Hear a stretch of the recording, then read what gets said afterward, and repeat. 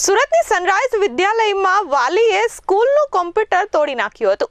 આ ઘટના ત્યાં લાગેલા સીસીટીવી કેમેરામાં કેદ થઈ ગઈ છે। વાલીનો આચાર્ય સાથે ઝઘડો થતા તેમને આ ઘટનાને અંજામ આપ્યો હતો।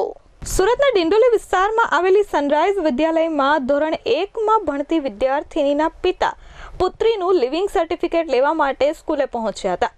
સ્કૂલના આચાર્ય સુધાકર પાંડા દ્વારા વાલી નીતિન નરેન્દ્ર કુમારને લિવિંગ સર્ટિફિકેટ બાબતે સમજાવવામાં આવ્યા હતા। આચાર્યએ વાલીને એલસી ફોર્મ પર સહી કરવાનું કહેતા તેમણે સ્પષ્ટપણે ઇનકાર કર્યો હતો અને આચાર્ય સાથે અભદ્ર ભાષામાં વાત કરી હતી। આચાર્યની કેબિનમાંથી ગુસ્સામાં બહાર નીકળતી વખતે વાલીએ આચાર્યને સ્કૂલની બહાર મળો, હું તમને જોઈ લઈશ તેવી ધાકધમકી પણ આપી હતી।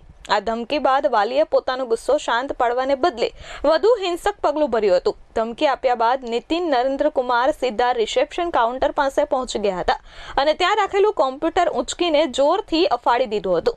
આ હરકતથી રિસેપ્શન કાઉન્ટર પર મોટું નુકસાન થયું હતું અને આસપાસના લોકોમાં ભય દેખાયો હતો। જો કે આ સમગ્ર ઘટના ત્યાં લાગેલા સીસીટીવી કેમેરામાં કેદ થઈ ગઈ છે। આ મામલે આચાર્યએ તાત્કાલિક જ ડિંડોલી પોલીસ મથકમાં ઘટનાની જાણ કરી હતી, જે ફરિયાદના આધારે પોલીસે હાલ તપાસ શરૂ કરી છે। હાલ પોલીસે બાળકીના પિતાને નિવેદન માટે બોલાવ્યા છે। Bureau report S24 news Surat.